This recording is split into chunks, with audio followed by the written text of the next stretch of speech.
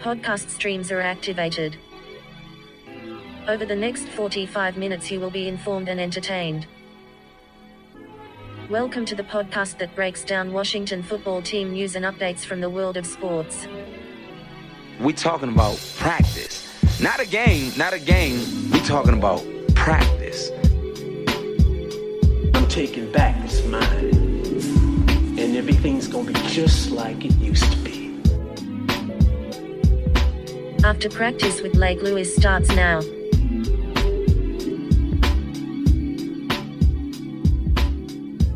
Welcome everyone. After Practice with myself, Lake Lewis. It's Monday. It's supposed to be Victory Monday, but naturally the Washington football team didn't have a victory. Yesterday they lose 30-10 in a lackluster performance across the board in the rain, and their record falls to 1-4 on the season. This week, or all of last week, in other words, was supposed to be about, this team competing, this team believing that, they're in the thick of things in the NFC East. And in retrospect, they still are. But let's be honest, folks. We know what we saw on that field yesterday. This is not a good football team right now. And I don't know if the word right now is ever going to change this year. They're just not a good football team. There's no way to get around it.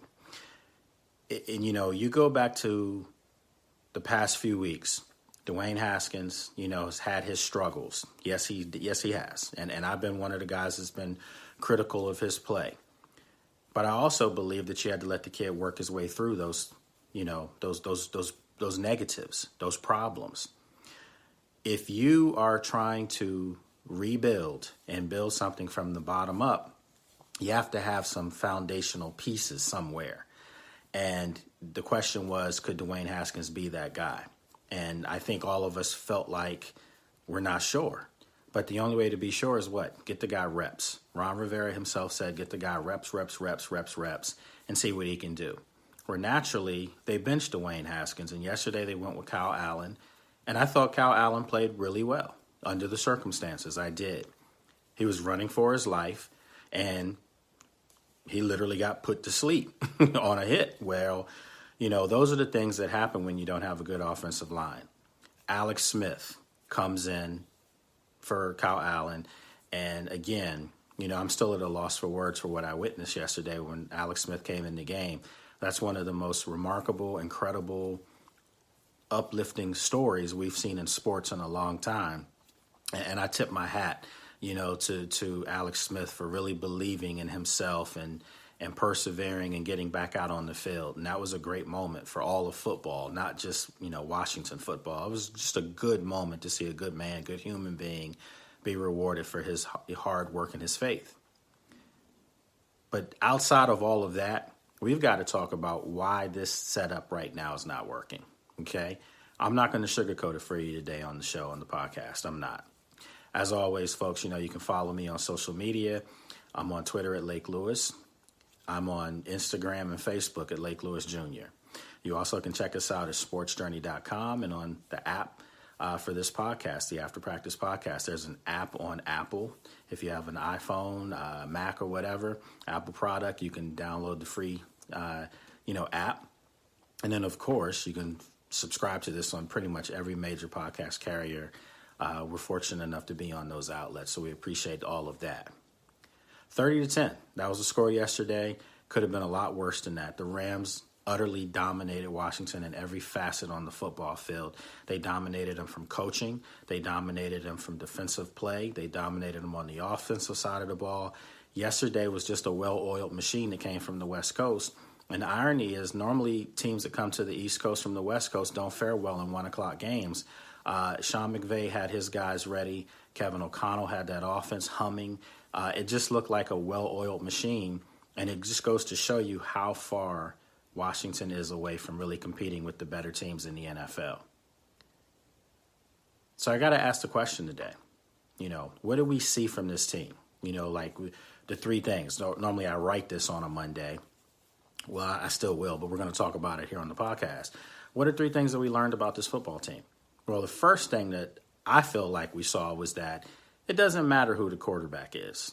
If you can't throw the ball deep, and make a defense honest, if you can't run the football, if you can't pass protect, it doesn't matter who's playing quarterback. I could go back there and take the sacks. I could go back there and look like the three guys that have played quarterback for Washington this year.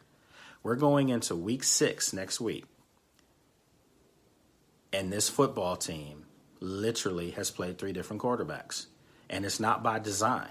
So you got to start asking yourself, what is being done on the offensive side of the ball, play call wise, to give these guys a chance? I know some of you are going to say, Scott Turner, new offensive coordinator, they're figuring it out. But, I was talking to, a good friend of mine, David Aldridge, yesterday in the press box, and, he brought up a good point to me that I did not think about. I hadn't thought about it. And I don't think he minds me saying this, but he had mentioned that Scott Turner has less games as an offensive coordinator than Dwayne Haskins did as a quarterback. And that's a telltale sign to me, So once Dave said that to me, I was just thinking, if you're going to give the coordinator a chance to learn and grow and process everything that's going on out there, you didn't do that with your young quarterback. And I understand Dwayne Haskins isn't absolved from all the problems, that he brought onto himself, because he's done some things that have been very immature, and that's a fact. But I think we already understood that the kid was immature. And I don't mean immature in a negative light. I'm not saying that, he's a young kid, doesn't get it. He's just young, and you have to grow into becoming a man. You have to grow into your role. You have to grow into your place. And all I'm saying is we were sold that the guy was acting like a leader. They voted him a captain. And I remember when he got that captain nod, I was shocked. I'm not going to even lie to you. I was utterly shocked, because to give someone that is a big, big responsibility that comes with it. And I'm not sure if they gave it to him because they wanted him to act like a captain, to become one, literally, or did he earn it? I don't know the answer to that. All I know is you benched a captain 4 games into a season where you're trying to see what he can do. And what I saw yesterday against the Rams leads me to believe that Haskins didn't look all that bad in retrospect compared to what I saw yesterday. Alex Smith couldn't do much. Kyle Allen was moving the ball, and he had a nice touchdown drive, and he scored on the, showed his mobility, which was an added bonus to the offense. Make no mistake about it. But he was running for his life, and ultimately that's how he got knocked out of the game. You can't tell me right now that had Dwayne Haskins played in yesterday's game, the results would have been any worse. I mean, in the second half of the game yesterday, this team had 7 3-and-out possessions on offense. 7. Not 1, not 2, how LeBron said, not 3, not 4, not 5, not 6. They had 7 possessions of 3-and-out. That's inadequate. That's inept. You open your dictionary and look at something that's rock bottom. That was Washington's offense yesterday. -6 yards in the second half. That's just not going to get it done. That's not going to get it done at a high school level. That's not going to get it done at JV. Hell, that's not going to get it done at the Pee Wee division. That was putrid offense. And you have to ask the question, is it the players, is it the coaching, or is it both? I think we can be tougher now on Ron Rivera. I'm a fan of Ron Rivera. I like him as a person. I like him as a man. I think he's a good fit for this program. I truly believe that. But everybody makes mistakes. And I think Ron Rivera made a grave mistake in demoting Dwayne Haskins to the 3rd string so quickly. Again, was I sold that Dwayne Haskins was the long-term answer for this team to solidify a quarterback position that they've struggled to address for decades now? No, I personally don't feel like that. And I know some people will say, what are you talking about? I just don't know if he is the long-term answer. But I know what? I'd have given him more time to find out. You have nothing to gain this season by doing that. And I don't want to hear this whole nonsense and this garbage when I hear there's 52 other guys that are, think they can win and they deserve a chance to. Well, you know what? I'm going to say this. There's probably 47, 48 players out of those 52 that haven't been getting it done, period. I can go down this roster right now and tell you the guys that personally I feel like have played to their ability and exceeded it, and they're having strong seasons. On offense, it clearly starts with Terry McLaurin. He's played really well. He's played at a Pro Bowl level under the circumstances. I think offensive lineman, Morgan Moses, right tackle, I think he's played extremely well. In fact, I think it's some of the best ball I've seen Morgan play since he's become a Washington football team player. So I think that those two guys have just stood out right off the bat. I think the young kid, Gibson, has played really well. Antonio Gibson, their starting running back. I think he's played well considering there hasn't been a lot of great blocking in front of him. And whatever the reasons why the offensive line has struggled, there has to be some changes. I mean, Jaron Christian hasn't been getting it done at the left tackle spot. Is Sadiq Charles healthy enough to get back out there? Those are all these questions that need to be asked and answered. There has to be some answers put out there somehow, some way. Wes Martin yesterday was a turnstile. I'm just going to call it like I said. I understand he was playing against the absolute beast of football in Aaron Donald, who, for my money, is the best player in all of football. He's dominant. But still, Aaron Donald was practicing different techniques out there on Wes Martin yesterday. And I understand he does that to a lot of people. But you're telling me on an offensive side that you can't chip him, you can't double team him, you can't make somebody else destroy you? Well, you know what? In retrospect, they did kind of do that in the second half. And guess what else? Troy Reeder, linebacker Troy Reeder for the Rams, looked like they needed to give him a yellow jacket yesterday because he looked like a Hall of Famer the way he was wreaking havoc all over that field. Again, folks, these are things that are going to come up now. And I think it's fair to say that we have a right to ask these hard questions to Coach Rivera. We have a right to ask these questions to Scott Turner. We have a right to ask these questions to Jack Del Rio because his side of the ball, it ain't getting done.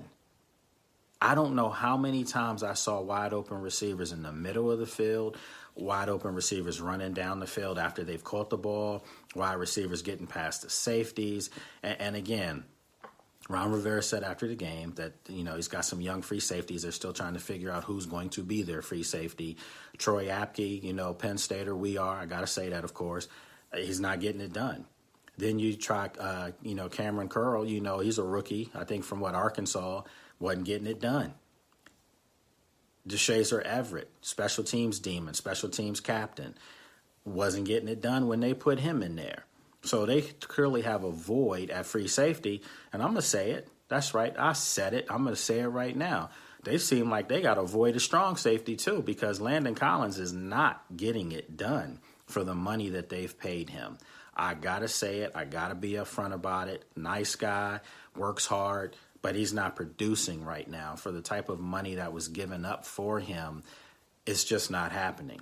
And again, I've been around this organization long enough to know you're going to start hearing grumblings from players about coaching and things like that. You can't keep singing that tune. After a while, you got to start looking in the mirror and looking at yourself and asking, what are you not doing? Why is this still looking the same with a new set of coaches, new set of eyes? We've seen 3 different head coaches in the last year, and I've seen the same product. I've seen the same thing. And after a while, you start to wonder, do they have guys that are not that good on this team? You've got 4 first-rounders on that defensive line, and for my money, I'm all in on Chase Young. I mean, the guy's an absolute animal. Even yesterday, coming back from that groin injury, he still was making plays on the field, in my opinion. But some of the other guys, I'm just not seeing it. I'm not. The Alabama wall, I'm not seeing it. I just, again, I've always said I thought Matt Ioannidis was their best defensive lineman. I think Chase Young is potentially, their best. I mean, Chase Young right now, to me, probably is their best defender in general. That's a problem. You guys do realize that's a problem.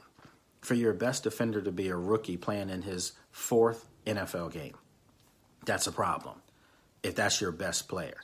It was a problem last year on offense when a fourth-round drafted receiver who was not even one of the top 2 or 3 wide receiver options in college comes to your team and he beats out a first-round receiver at the time, Josh Doxson, outplays everybody on the roster, and becomes your best player. I don't want to hear that's great drafting. No. You got lucky. You got a guy that's bust his ass, and he's out there producing and doing his thing. And Terry McLaurin. All that credit goes to McLaurin. Nobody else.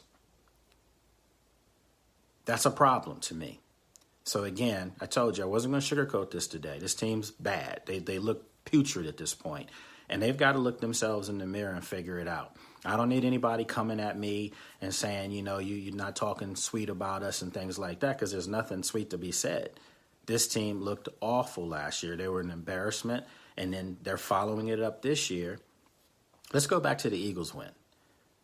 That win seems rather inflated now, doesn't it?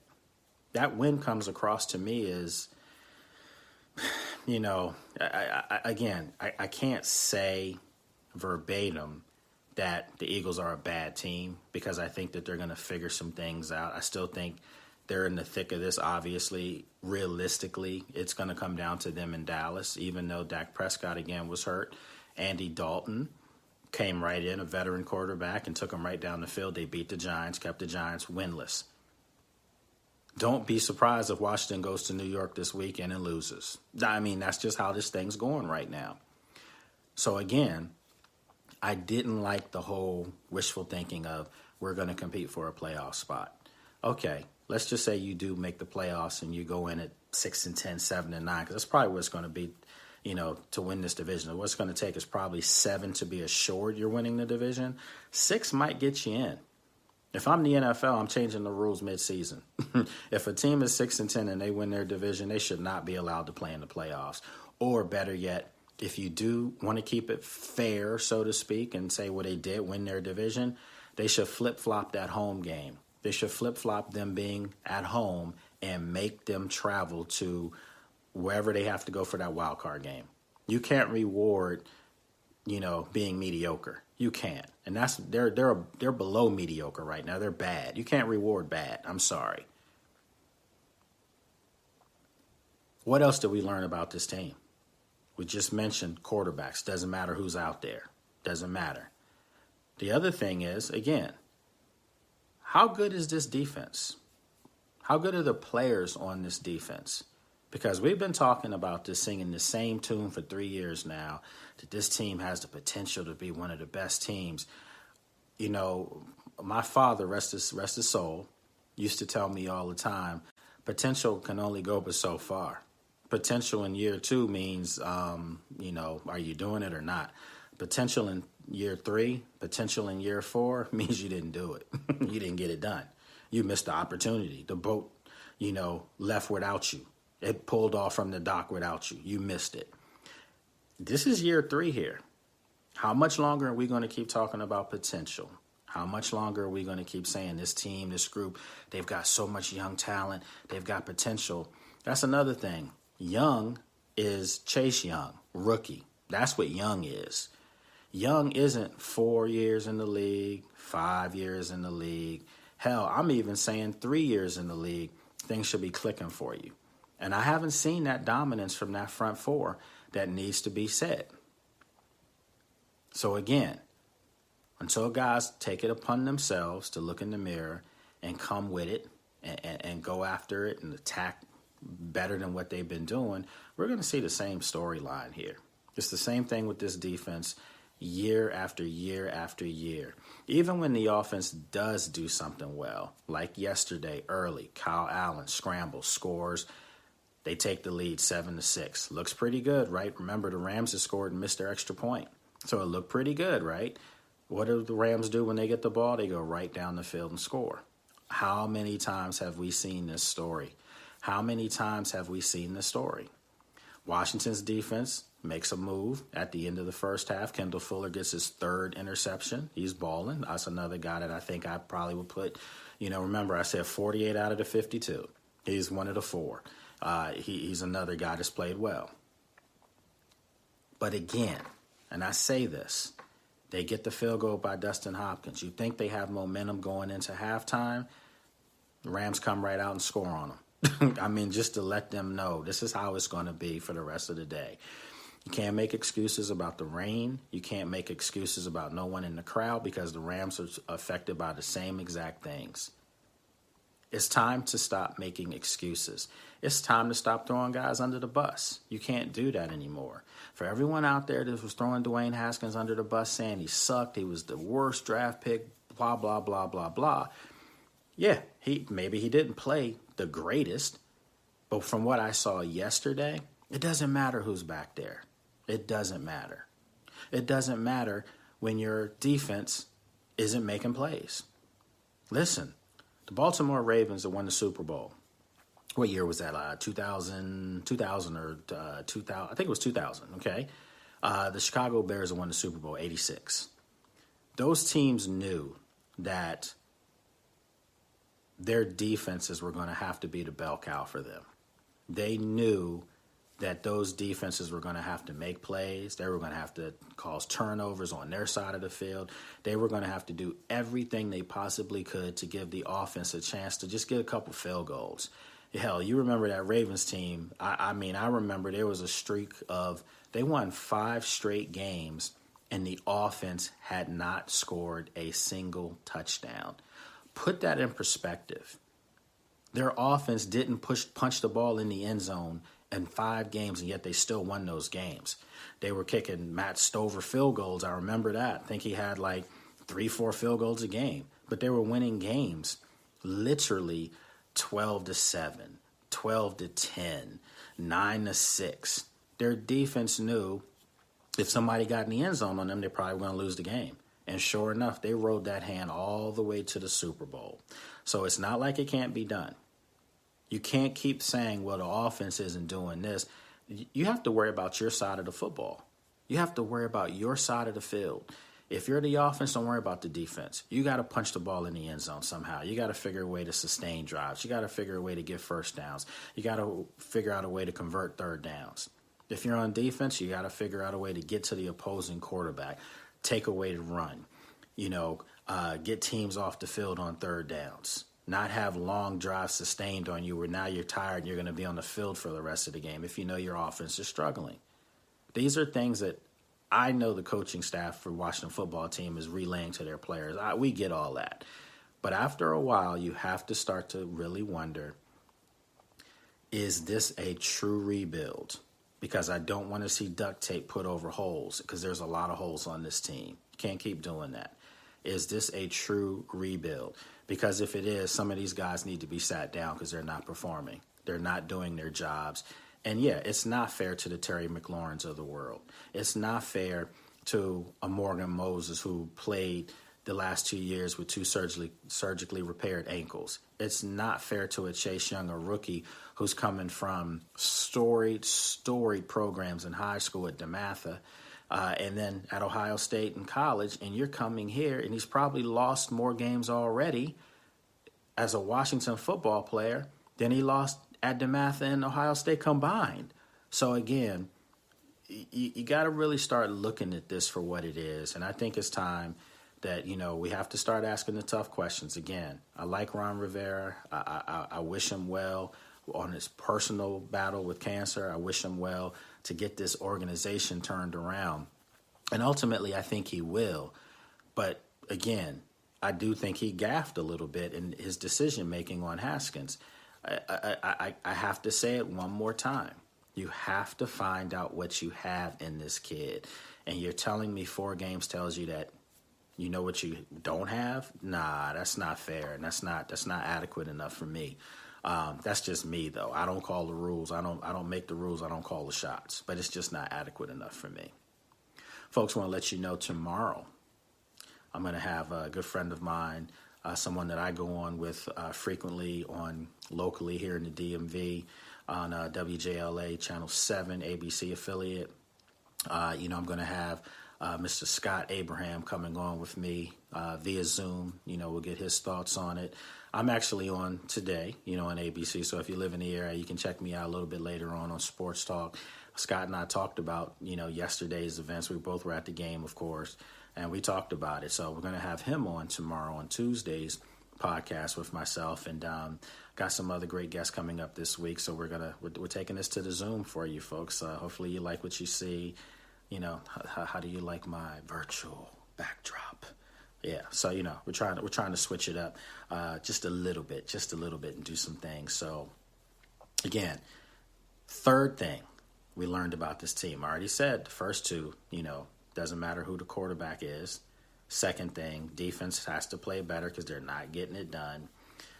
Third thing, and I think this might be one of the most important factors that I possibly have said in any of my 3 things you learn about this team, that I've ever said.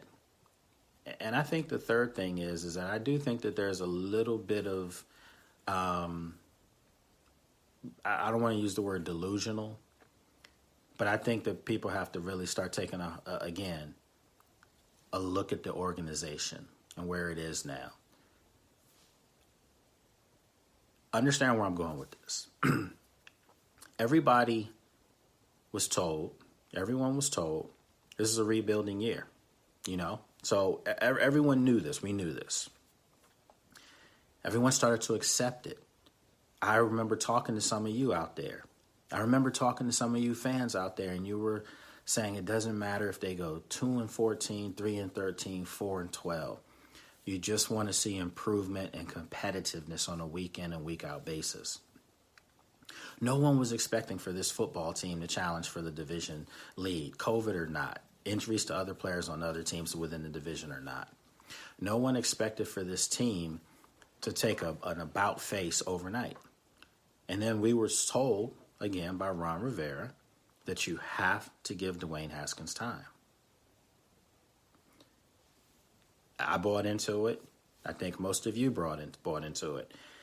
And then when it was changed in a blink of an eye within a 2-week span, because you are in a bad division and you feel like you have a chance to compete in it, how many times have we seen this story over the years where this organization puts a lot of damn sugar in the Kool-Aid and pushes it right in your face? And you drink it, man, it tastes pretty good. It's sweet as hell, but it tastes pretty good. No more. No more. I think most fans have had it with that. They need to see results. Results. Ron Rivera knows this. Believe me. They need to see results. And I think what happened, and just as my own personal opinion, I think a couple things led to them feeling this way, meaning a little borderline delusional. They saw the Cowboys were struggling, but yet their offense was not. Dak Prescott, obviously we know about the injury. We talked about that a little earlier. But before the injury, the offense was going up and down the field. Well, guess what? After his injury, Andy Dalton had that team go up and down the field. There's too much offensive firepower on the Cowboys for Washington to get into a shootout with them. And I still feel like that with Andy Dalton. There's still too much offensive firepower. They still have one of the best 2 or 3 running backs in all of football, and Zeke Elliott. They've got a dynamic receiving core. You got to call it like you see it. They still have enough talent on offense to win that division. Make no mistake about it. The Eagles, they have Carson Wentz, who hasn't played particularly well this year, but I thought the 49ers game was kind of like a turning of the corner, so to speak. He didn't look that bad. They didn't look awful against the Steelers yesterday, and they just, they lost that late in the fourth quarter. So, the Steelers, to lose to the Steelers on the road in Pittsburgh, that's not something to scoff at. Pittsburgh's an undefeated football team. There's nothing there to scoff at. So those 2 teams are okay. But then on the flip side, I'm looking at the Giants, and I'm seeing them look better week in and week out. They played Dallas tough yesterday. The week before that, they played the Rams tough. The same Rams team that you saw yesterday spank some cheeks. That was the team that they played tough in Los Angeles. Again, where is being realistic in all of this? You can't sell me on we're a playoff team. Because in order to compete to win your division, that means you're a playoff team. Forget what the record is. You're uttering the words, we are a playoff team. Washington's not a playoff team. Are you serious? Where's my Jim Moore in all this? Huh? Playoffs? No, they're not a playoff team. Not even a little bit. They're a rebuilding organization.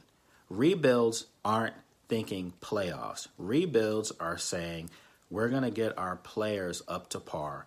We're going to put guys in right positions. We're going to see why they've been inadequate all these years.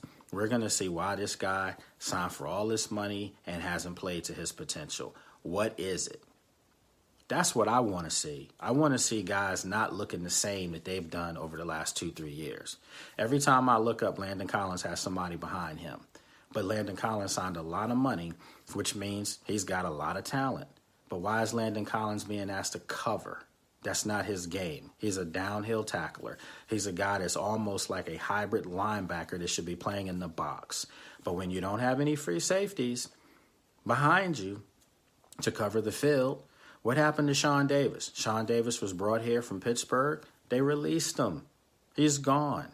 Troy Apke, they drafted him. And it pains me to say this because he's a Penn Stater, but Troy Apke got drafted because of his NFL Combine exploits. You know, the fact that he's fast, the fact that he's athletic, that got him drafted when in college he wasn't their best safety. It was Marcus Allen. I'm a Penn State guy. I can tell you that.